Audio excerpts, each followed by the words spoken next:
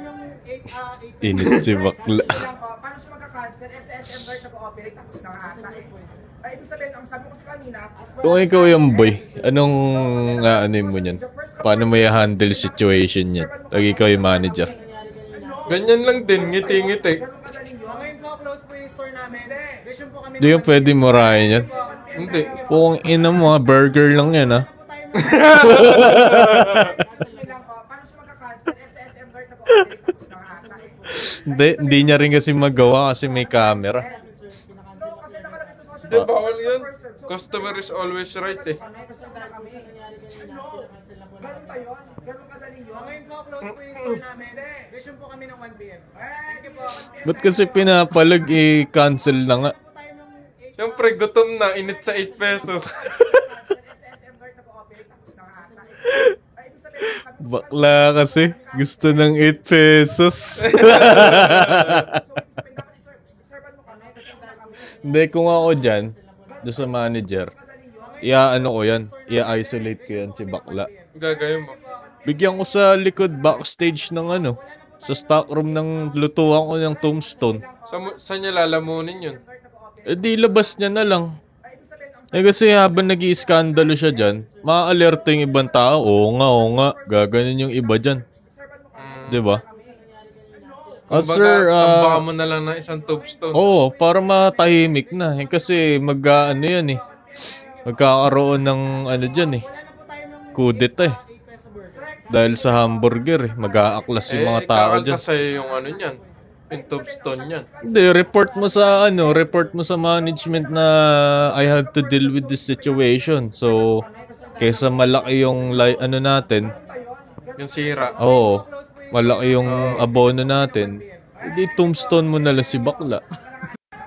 Kamal na kamal si bakla nun. Oo. Tombstone. SSM guard nag-ooperate tapos nakahasta eh. Ay, ibig sabihin, ang sabi ko kasi kanina, nag-cancel. Eh, yun lang naman yung kinaagalit niya, di ba? Oo, Hamburger burger. lang eh. Siyempre, init na si bakla nun. Oo.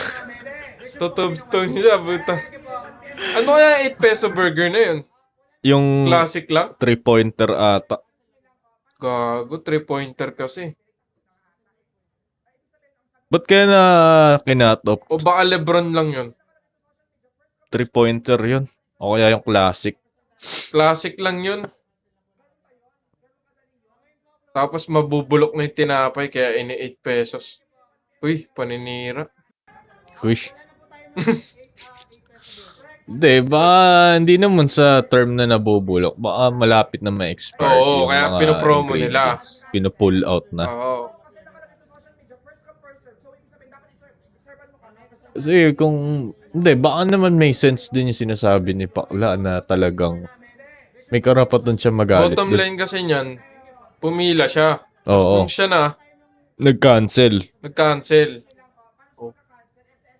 Tapos yung, umbaga nakaano na sa utak niya na nakapila siya, kakain ako ng 8 Oo. pesos na burger. Oo. Pagdating ko dun sa dulo, wala na pala. Oo. Eh, yun yung kinagalit ni bakla dyan.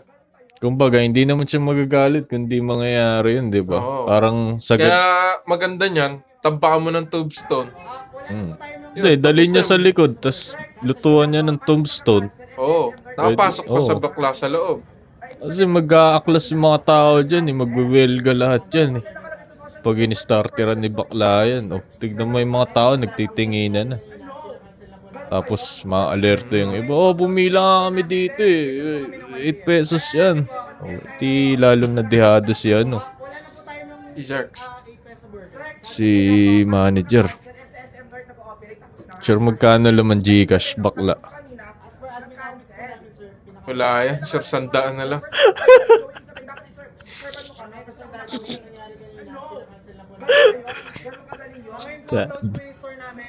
Gcash. Dumating Joe sa Poco. Ah, Tapos nagreklamo din. hindi. Kinontra. Kinontra Joe sa Poco rin. Hindi, Joseph po yung manager.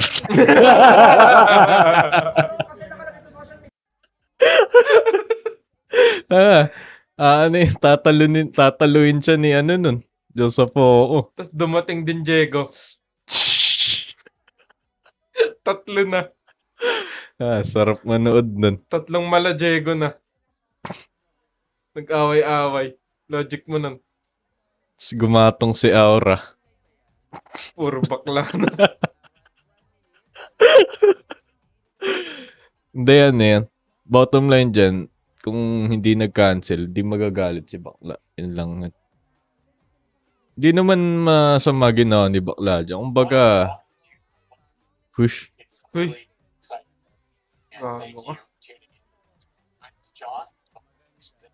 Ano yan? Ano yan? Hacker. Biglang nag-play.